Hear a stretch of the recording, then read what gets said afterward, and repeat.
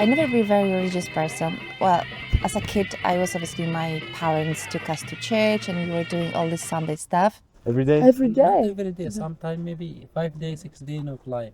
And now just imagine that situation.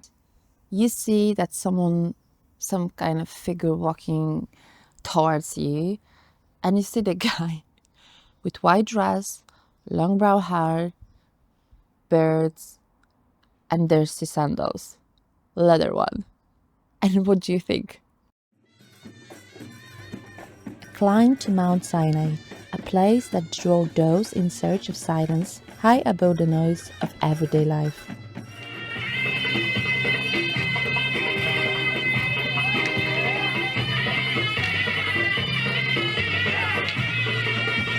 Before I tell you the story, I have to confess something to you. I never been a very religious person. Well, as a kid, I was obviously my parents took us to church and we were doing all this Sunday stuff. When I was a teenager, I was lived with my grandfather, who spent 2 years in Auschwitz camp, and obviously he was an atheist, and honestly, I was understood why. Everything has changed when I went to university to study political science, and I had the classes of philosophy. And my professor asked me to answer the question that God exists. And obviously, I couldn't say no. Academic level required critical thinking and at the same time proper argumentation. So I went to library, I grabbed some philosophical books, and that was how I came across Pascal. I will paraphrase it because I don't remember exactly how he said. Okay, this is really, I will paraphrase. If you want to have a look how he wrote exactly, you have to check a Pascal video. But he says something like that. If the God exists and you believe, there you gain salvation, obviously. Or if you don't believe, that you risk damnation, yeah? But if God doesn't exist and you believe, you have nothing to lose. If the God doesn't exist, and you don't believe, you risk nothing what you had so far. And it was like, boom. For me, that sentence was like, obviously it didn't come straight away. It took me 4 years of study because I was hungry to deep knowledge further. You know, I want to ask the question. I start to questionize the reality, and during my study, I was promoted from an atheist to agnostic. This time, I take my son, and we set out on a journey unlike any other. So right after landing, we hit the road, and that was a tiring journey. It's about 3 hours, numerous transfer checkpoints. Good, I'll give you good price. It's not too much money. How much is this for you? That's $10. Oh, we bought already. Yeah. Full price. Take it one more. We have. Here, please, okay? Right here, just wait for me. Just 1 minute. Cold mountain, very cold up mountain. You'd 4.5 feet walk up mountain, very cold. Scarf. And now just imagine that situation. It's a midnight, darkness, just only stars, reflect some kind of light. And you see that some kind of figure walking towards you, and you see the guy with white dress, long brown hair, birds, and dirty sandals, leather one. And what do you think?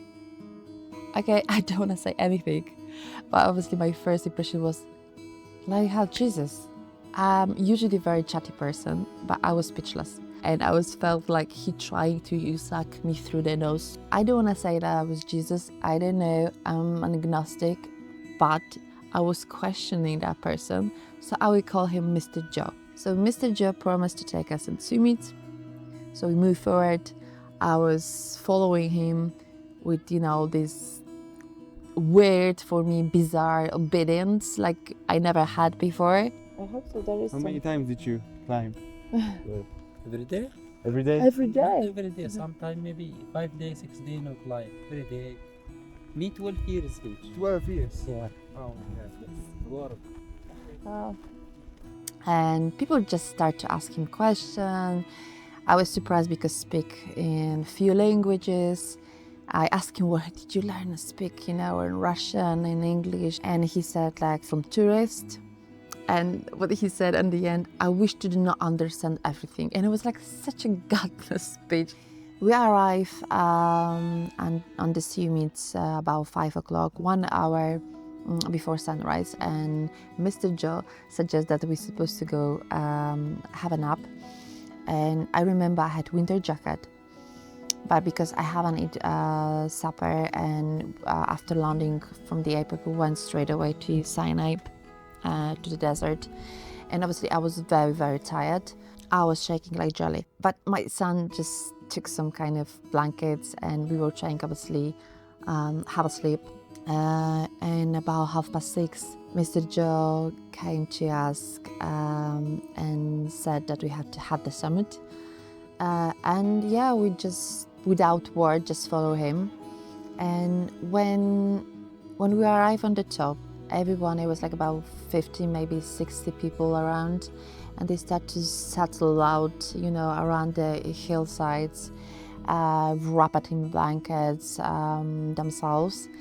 And and it was like very, very silent, like very peaceful place in that moment. Suddenly I noticed that Mr. Joe was standing next of me, and he was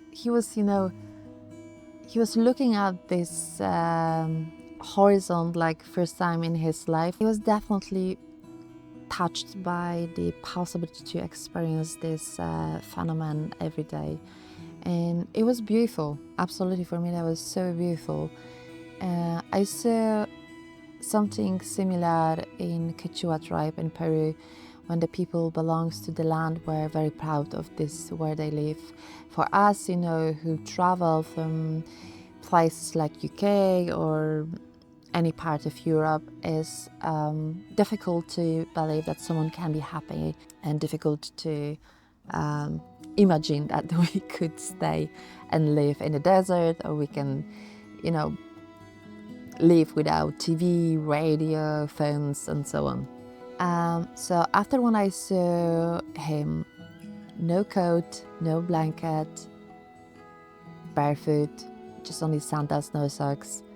And then I felt like I didn't want to just ask him to cuddle me, I don't know, like to share a blanket, because I don't know their culture, so I didn't want to sound unusual. But I took the edge of my blanket and I just suggest that if you want to have a seat, like it's cold, the rocks are very cold. So just help yourself. And he did.